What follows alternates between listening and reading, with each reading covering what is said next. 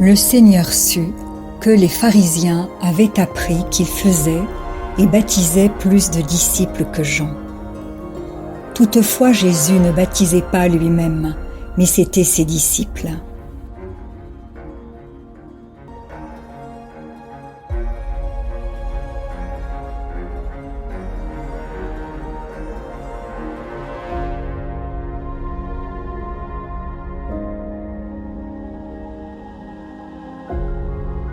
Alors il quitta la Judée et retourna en Galilée.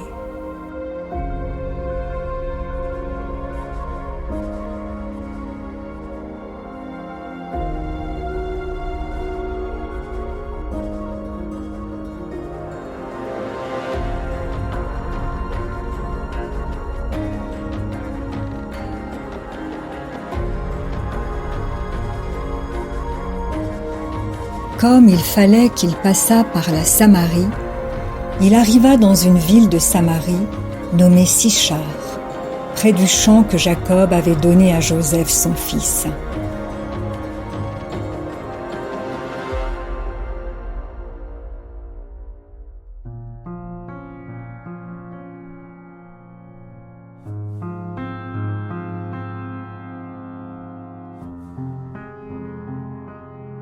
Là se trouvait le puits de Jacob.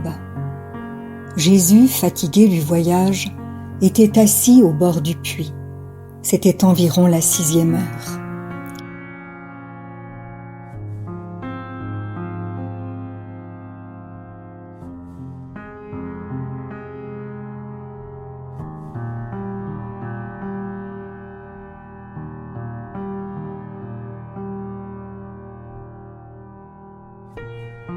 Une femme de Samarie vint puiser de l'eau.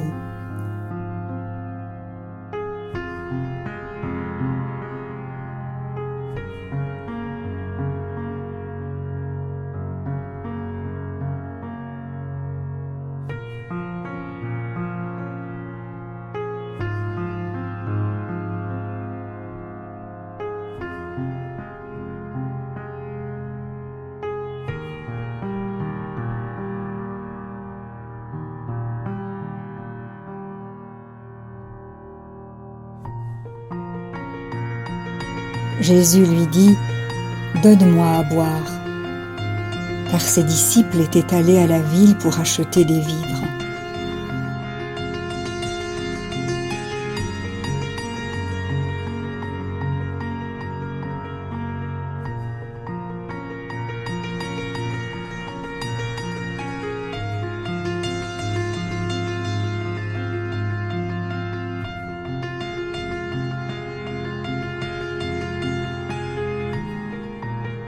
La femme samaritaine lui dit « Comment toi, qui es juif, me demandes-tu à boire, à moi qui suis une femme samaritaine ?»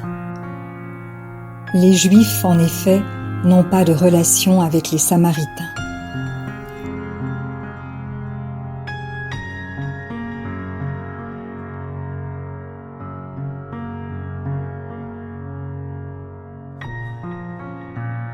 Jésus lui répondit « Si tu connaissais le don de Dieu et qui est celui qui te dit « Donne-moi à boire », tu lui aurais toi-même demandé à boire et il t'aurait donné de l'eau vive. »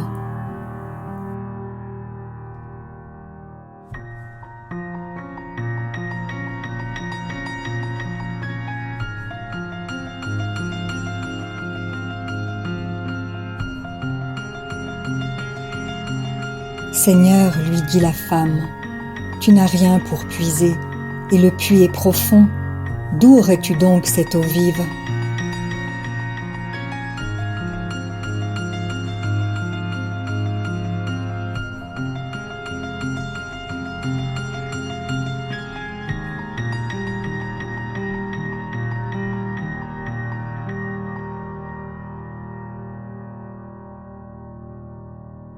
Es-tu plus grand que notre père Jacob, qui nous a donné ce puits et qui en a bu lui-même, ainsi que ses fils et ses troupeaux ?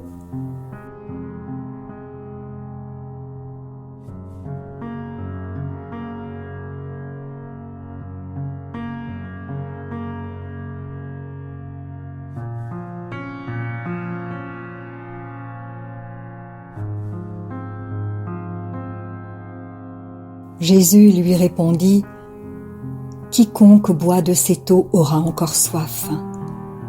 Mais celui qui boira de l'eau que je lui donnerai n'aura jamais soif. Et l'eau que je lui donnerai deviendra en lui une source d'eau qui jaillira jusque dans la vie éternelle. »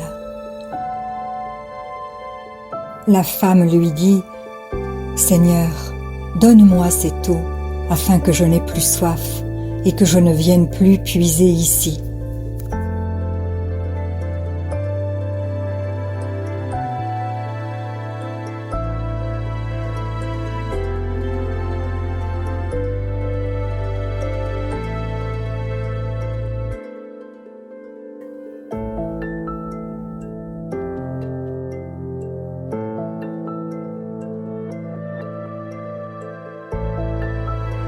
Va, lui dit Jésus, appelle ton mari et viens ici.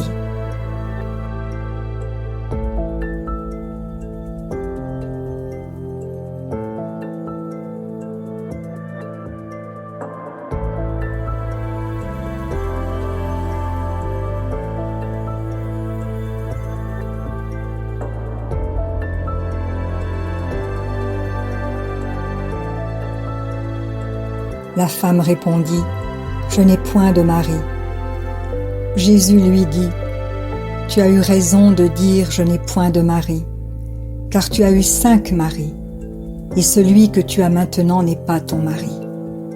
En cela tu as dit vrai. »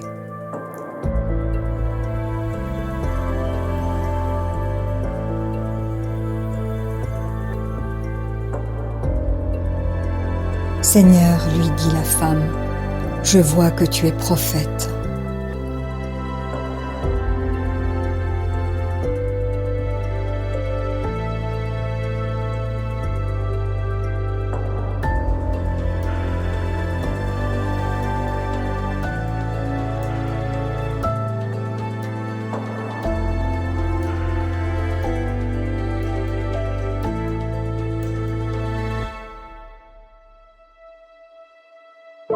Nos pères ont adoré sur cette montagne.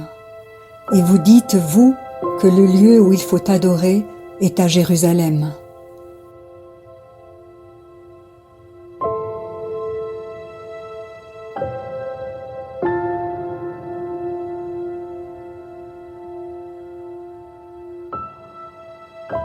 Femme, lui dit Jésus, crois-moi, l'heure vient où ce ne sera ni sur cette montagne, ni à Jérusalem que vous adorerez le Père.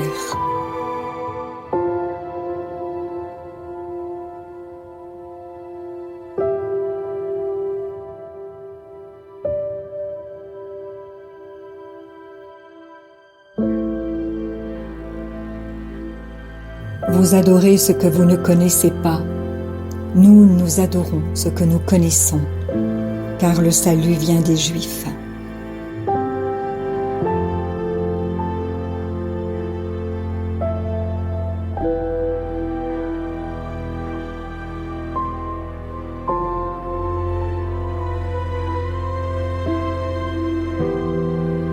Mais l'heure vient, et elle est déjà venue, où les vrais adorateurs adoreront le Père en esprit et en vérité, car ce sont là les adorateurs que le Père demande.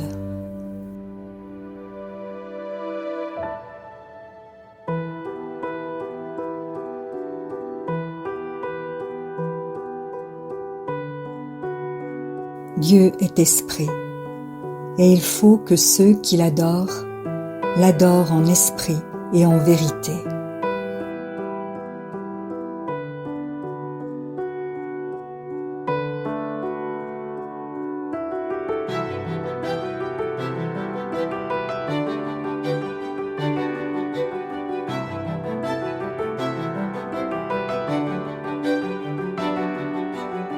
La femme lui dit, « Je sais que le Messie doit venir, celui qu'on appelle Christ.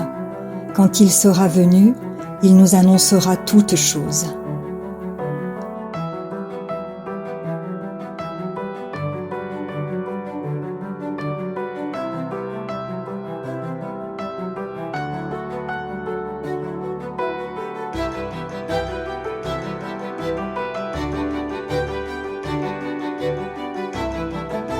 Jésus lui dit, je le suis, moi qui te parle.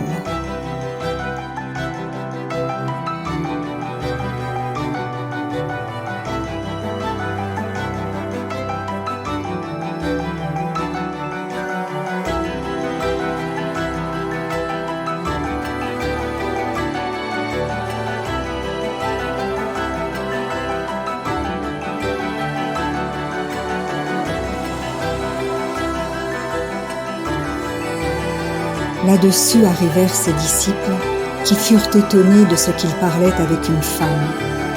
Toutefois, aucun ne dit « Que demandes-tu » ou « De quoi parles-tu avec elle ?»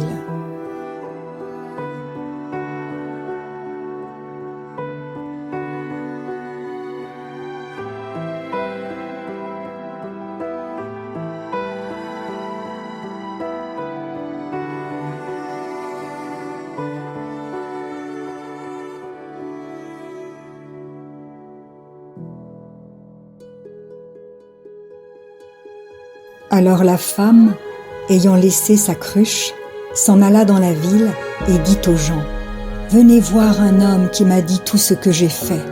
Ne serait-ce point le Christ ?»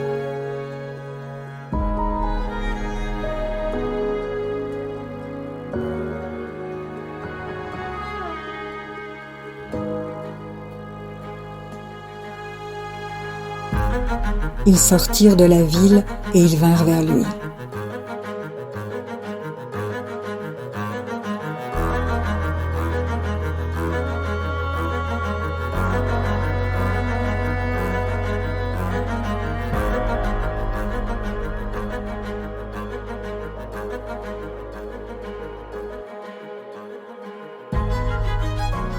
Pendant ce temps, les disciples le pressaient de manger, disant « Rabbi, mange !»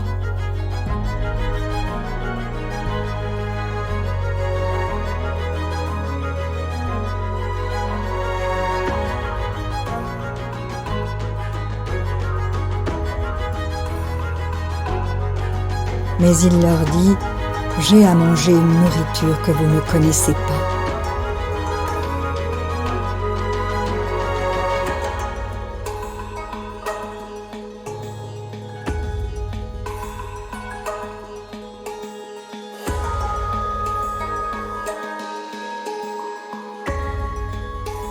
Les disciples se disaient donc les uns aux autres, « Quelqu'un lui aurait-il apporté à manger ?»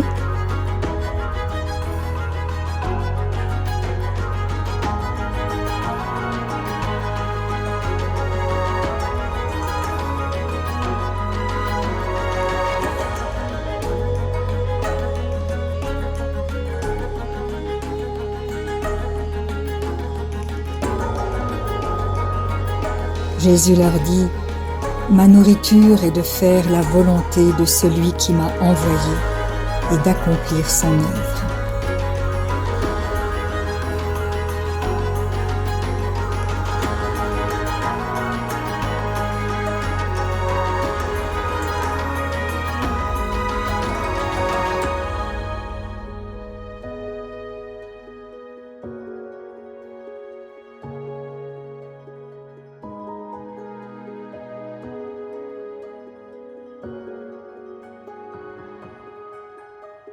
Ne dites-vous pas qu'il y a encore 4 mois jusqu'à la moisson? Voici, je vous le dis, levez les yeux et regardez les champs qui déjà blanchissent pour la moisson.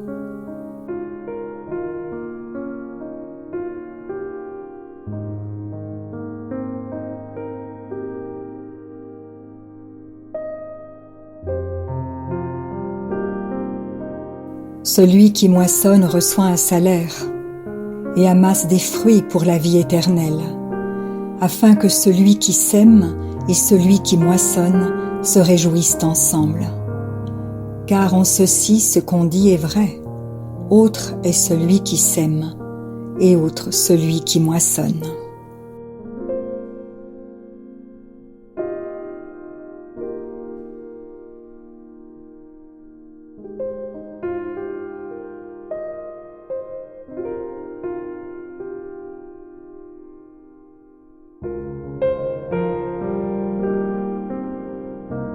Je vous ai envoyé moissonner ce que vous n'avez pas travaillé. D'autres ont travaillé, et vous êtes entrés dans leur travail.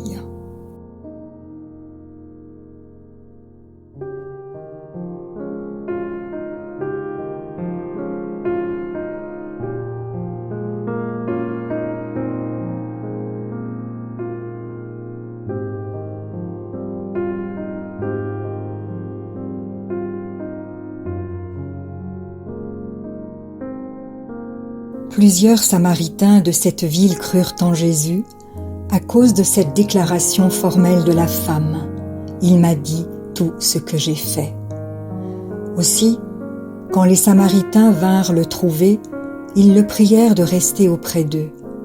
Et il resta là 2 jours.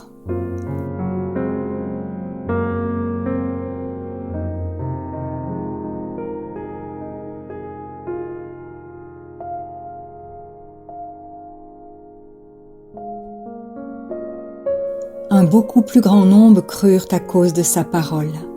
Et il disait à la femme, « Ce n'est plus à cause de ce que tu as dit que nous croyons, car nous l'avons entendu nous-mêmes, et nous savons qu'il est vraiment le Sauveur du monde. »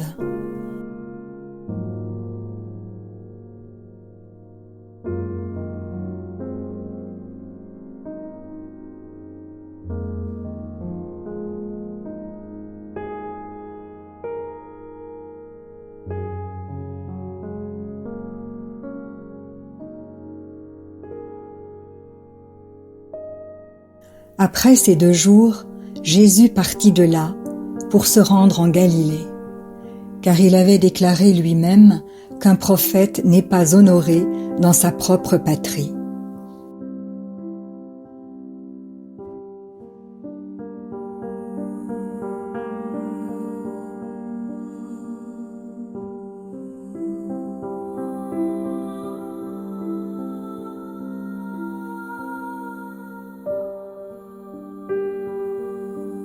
Lorsqu'il arriva en Galilée, il fut bien reçu des Galiléens, qui avaient vu tout ce qu'il avait fait à Jérusalem pendant la fête, car eux aussi étaient allés à la fête.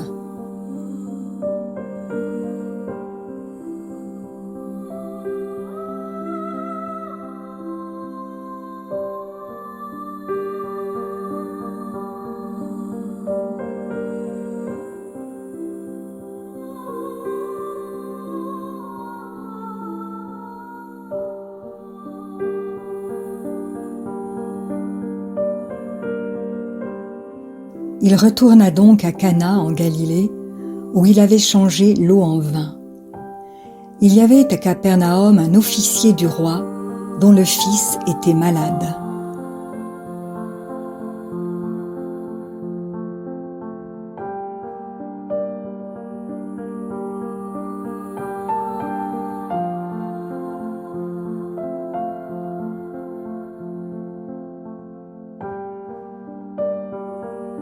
Ayant appris que Jésus était venu de Judée en Galilée, il alla vers lui et le pria de descendre et de guérir son fils qui était près de mourir.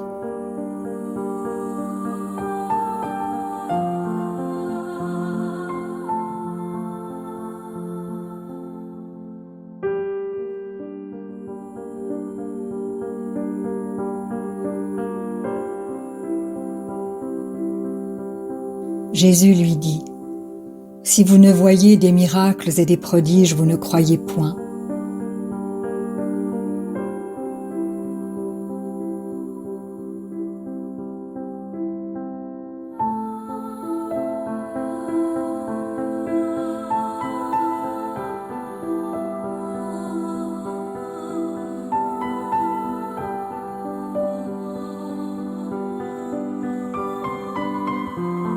L'officier du roi lui dit, « Seigneur, descends avant que mon enfant meure. »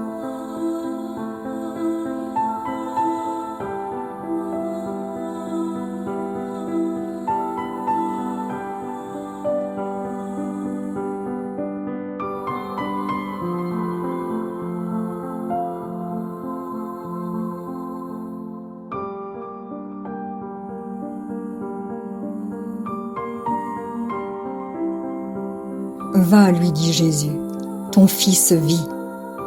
Et cet homme crut à la parole que Jésus lui avait dite, et il s'en alla.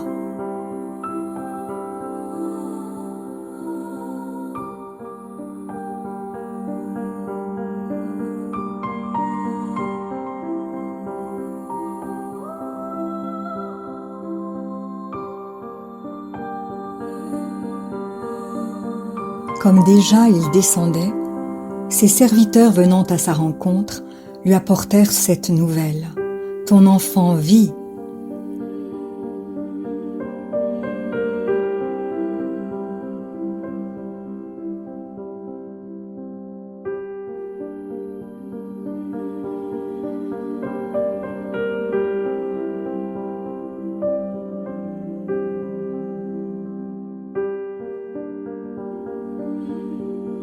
Il leur demanda à quelle heure il s'était trouvé mieux, et ils lui dirent « Hier, à la 7e heure, la fièvre l'a quitté. » Le père reconnut que c'était à cette heure-là que Jésus lui avait dit « Ton fils vit ». Et il crut, lui et toute sa maison.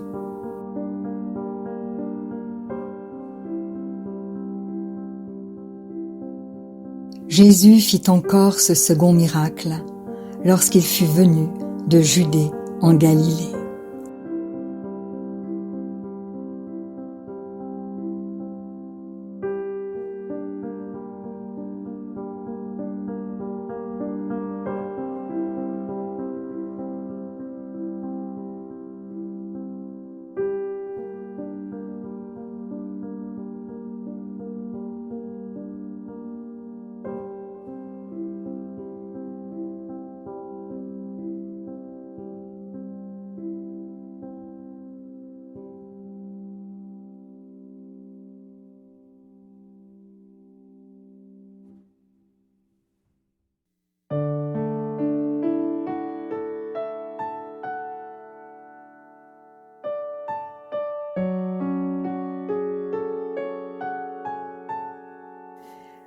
Si la parole de Dieu touche votre cœur, ne l'endurcissez pas. C'est Jésus qui se manifeste. Il vous dit « Voici, je me tiens à la porte et je frappe. Si quelqu'un entend ma voix et ouvre la porte, j'entrerai chez lui. Je souperai avec lui et lui avec moi. » Alors, si vous n'avez pas encore fait de Jésus votre Sauveur et votre Seigneur personnel, vous pouvez maintenant le faire. Déclarez à haute voix et d'un cœur sincère: Père, je te remercie parce que tu as envoyé Jésus-Christ mourir sur la croix pour mes péchés et tu l'as ressuscité des morts.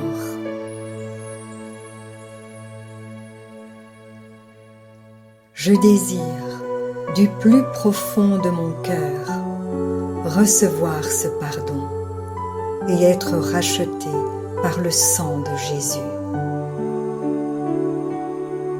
Je t'accueille maintenant, Jésus, comme mon Seigneur et mon Sauveur. Je renonce désormais au péché et je veux te suivre tous les jours de ma vie. Au nom de Jésus. Amen.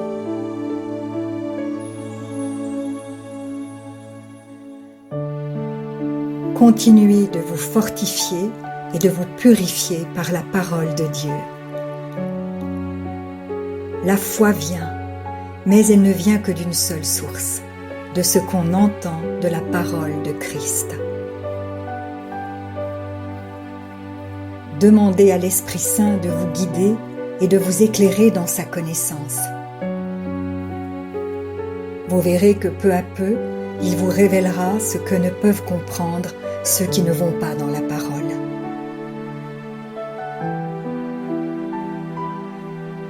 Et maintenant, ne restez pas seul. Trouvez une église qui se nourrit de la parole et y est fidèle. Soyez vigilants dans les enseignements que vous écoutez, car plusieurs faux prophètes s'élèveront et ils séduiront beaucoup de gens. Et en toutes choses, faites une confiance absolue au Seigneur. Vous êtes richement bénis.